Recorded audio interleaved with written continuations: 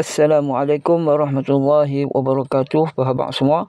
Video kali ini aku nak respon pasal kenyataan Maulana Asri. Baru-baru ni Kuips telah memberi anugerah Doktor Kehormat kepada dia. Aku ucapkan tahniahlah kepada dia kerana mendapat anugerah tersebut. Kenyataan dia mengatakan bahawa masyarakat kita mempromot Ahli Sunnah dengan Asy'ariyah dan Maturidiyah sahaja. Ini jelas merisaukan dia dan lebih-lebih perleh kerana mereka tak ikut Asy'ariyah atau Maturidiyah dan mengklaim bahawa mereka mengikut Salaf atau Hanabilah atau Asariyah. Mereka ni mesti berbeza dengan mazhab arus perdana di mana-mana sahaja mereka berada. Baru nampak rare. Tak gitu. Okey, kita tengok dulu video dia. Link video penuh ada kat bawah.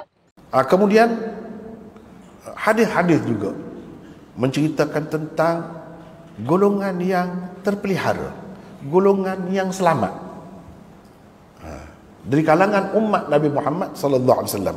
Ada juga, iaitu golongan Ahlus Sunnah wal Jamaah. Dah ada sebut pun dalam hadis. Dah ada sebut. Jadi dalam Quran tak ada kan benda tu. Ini pun mukjizat juga.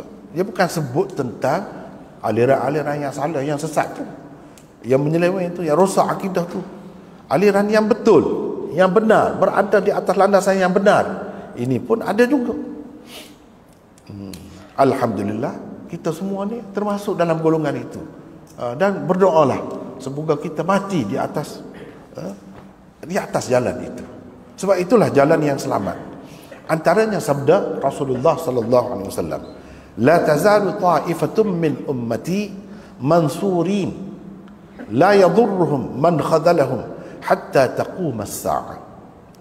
Bermaksud akan terus, yakni sentiasa ada satu golongan dari umatku yang diberikan pertolongan, yakni oleh Allah. Dalam hadis yang lain dia sebab banyak, saya nak ringkaskan saja ni. Dalam setengah-setengah riwayat dia sebut ta'ifah mansurah. At-ta'ifah mansurah. Di sini mansurin, dia sebut mansurin. Mereka tidak terjejas walaupun tidak ditolong oleh orang hingga hari kiamat. Kalau tak ada orang tolong pun, mereka ni akan tegak di atas kebenaran. Mereka ni akan tegak di atas kebenaran. Orang tanya Imam Ahmad, siapakah yang dimaksudkan dalam hadis ini? Orang tanya Qadhi Iyad, imam hadis.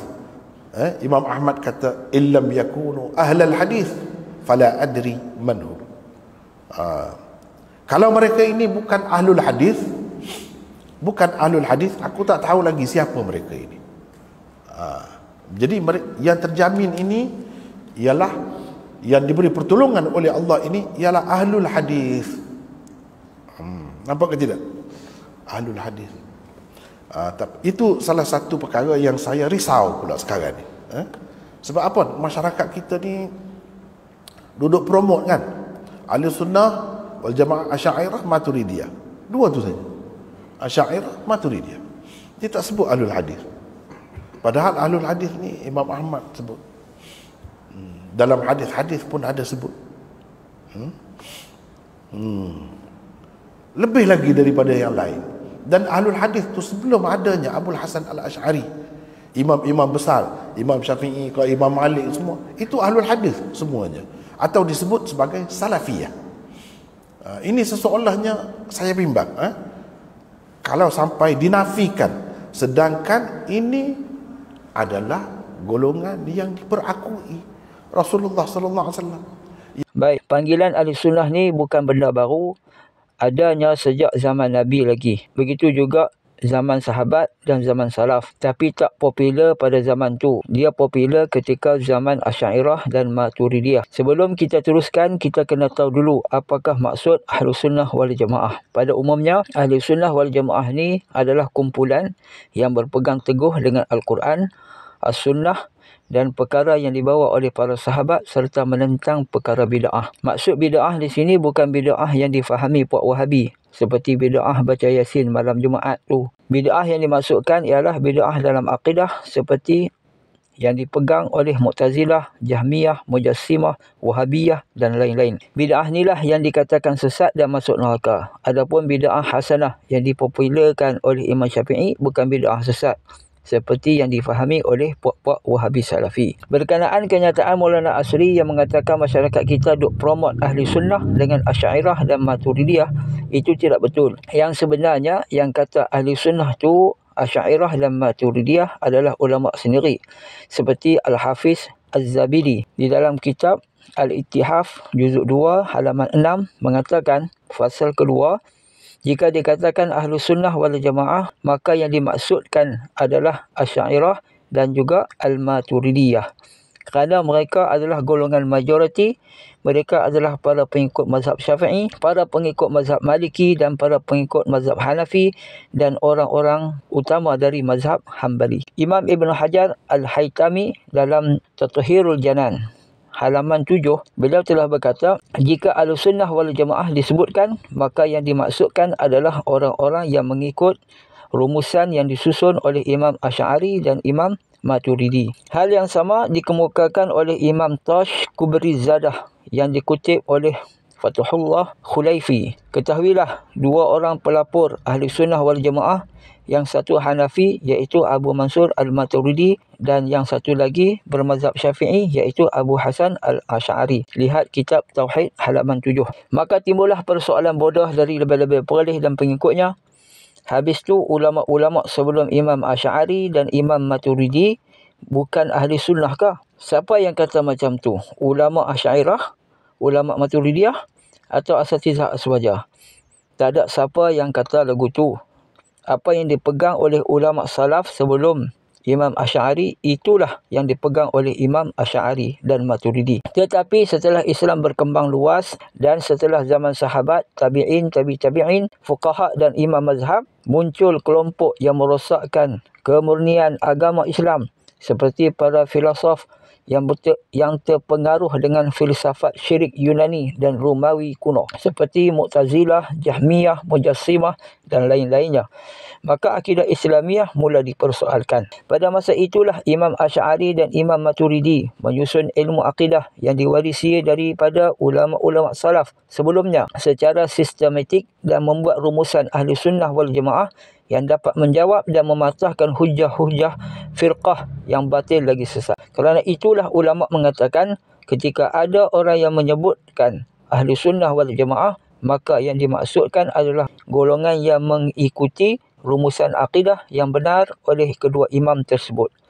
Dan rumusan yang dibawa oleh Imam Asy'ari dan Maturidi diikuti dan disokong oleh ulama-ulama hadis, ulama fiqh dan ulama tasawuf seperti Al-Hafiz Abu Hasan Darul Qutni, Al-Hafiz Abu Nu'aim Al-Asbahani, Al-Hafiz Al-Hakim An-Naisaburi, penulis Al-Mustadrak, Al-Hafiz Ibn Hibban, Al-Hafiz Al-Bahaqi, Al-Khatib Al-Baghdadi, Al-Hafiz Al-Syaqawi, Syekhul Islam Ibn Salah, Syekh Ibn Daqiq Al-Aid, Al-Hafiz Ibn Abi Jamrah Al-Andalusi, Al-Hafiz Al-Munziri, penulis Taghrib wa Tarhib, Syekh Waliullah Ad-Dihlawi, penulis Hujjatullah Al-Balighah, Imam Al-Ghazali, pengarang kitab Ihya Ulumuddin, Imam Nawawi, pengarang kitab Syarah Sahih Muslim, Imam Rafi'i Asy-Syafi'i, Sayyid Abbas Al-Maliki, Sultan Salahuddin Al-Ayyubi, Imam Diyauddin Al-Maqdisi, Imam Al-Bajuri, penulis kitab Al-Bajuri Ibnul Qasim,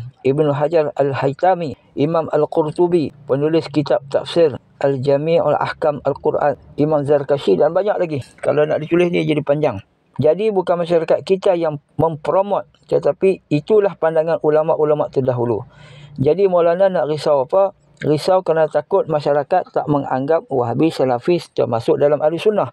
Itu kena terima hakikatlah. Maulana cuba memasukkan Wahabi Salafi dalam golongan ahli sunnah dengan membaca hadis tentang Taifah Najiyah, yakni golongan yang terselamat, dan memetik kalam Imam Ahmad yang berkata golongan ahli sunnah itu adalah ahli hadis.